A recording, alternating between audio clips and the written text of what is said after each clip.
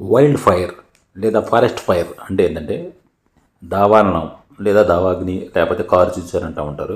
ఇదేంటంటే అడవుల్లో సంభవించేటటువంటి మరియు అతివేగంగా వ్యాపించేటువంటి మంటలు అన్నమాట, అగ్ని ప్రమాదాలు. వీటిని వైల్డ్ ఫైర్స్ అని అంటూ ఉంటారు. శాంటా అనా అంటే దయ్యపు గాళ్ళు అని పిలువబడే ఈ వైల్డ్ ఫైర్స్ కాలిఫోర్నియాలో జనవరి 7న లాస్ ఏంజల్స్ సిటీని అతలాకుతలం చేశాయి. వీటికి సంబంధించిన పరిణామాలను గమనిస్తే జనవరి 7న ప్రారంభమైనటువంటి ఈ వైల్డ్ ఫైర్స్ జనవరి 8న కూడా కంటిన్యూ అయ్యాయి. జనవరి 8న అగ్నిమాపక దళాలు భారీగా పనిచేయడం వల్ల ప్రజలు కొంతవరకు ప్రాణాలతో తప్పించుకోగలిగారు. రహదారులన్నీ నిండిపోయాయి అనమాట. చాలామంది వాళ్ళ కార్లు అవి సామాన్లు అన్నీ వదిలేసి ఇళ్ళ నుంచి బయటపడి పరిస్థితి అనేది ఉంది. జనవరి 9 నాటికి కూడా పరిస్థితి అనేది అదుపులో రాలేదు. 17,000 ఎకరాలకు పైగా భూమిని తగలబడిందని చెప్పి చెప్తా ఉన్నారు. తర్వాత కాలిఫోర్నియాలో సంభవించినటువంటి ఈ అగ్ని ప్రమాదాల పరంపరలో చాలామంది తమ నివాసాలను కోల్పోయారు. పాలిసేడ్స్ అగ్నిపర్వతం సమీపంలో ఉన్నటువంటి ఈటన్ అగ్ని ఇంకా పూర్తిగా నియంత్రణలో అనేది లేదని చెప్తున్నారు. కనీసం 11 మంది మరణించినట్టుగా నివేదికలు చెప్తా ఉన్నాయి.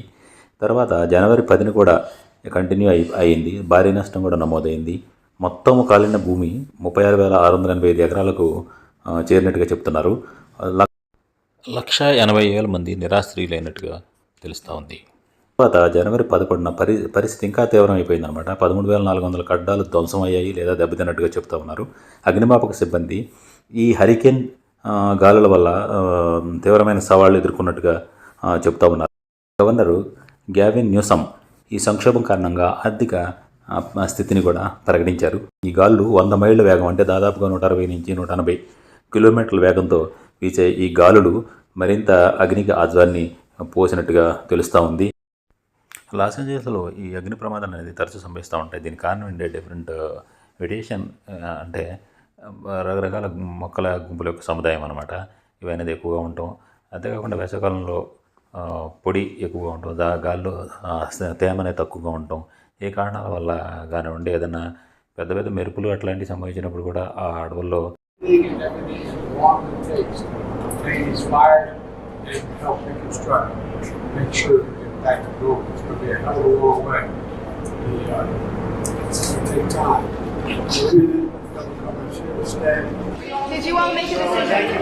పడుకునే పరిస్థితులు కూడా ఉంటూ ఉంటాయి. అంతేకాకుండా కొన్ని మానవ తప్పిదాలు కూడా ఎవరైనా ఏదైనా సిగరెట్లు బీడీలు కాల్చి పక్కన పడేయడం అట్లాంటి తప్పిదాల వల్ల కూడా ఈ వైల్డ్ ఫైర్ అనే అంటుకునే అవకాశం అనేది ఉంటుంది. ఇది అనేక రకాల విపత్తులలో ఈ వైల్డ్ ఫైర్ కూడా భారీ నష్టాన్ని కలిగించే విపత్తు అని చెప్పి మనకి ఇప్పుడు చూస్తూ ఉంటే అర్థమవుతూ ఉంది.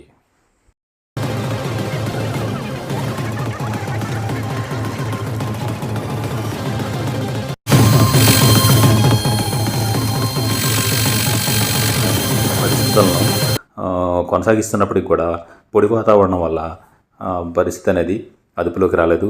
నష్టాలు $250 బిలియన్ వరకు నుంచి $275 బిలియన్ మధ్య ఉంటుందని అంచనా అయితే వేశారు. జనవరి 13న కూడా ఈ పరిస్థితి అనేది పూర్తిగా నియంత్రణలో రాలేదు.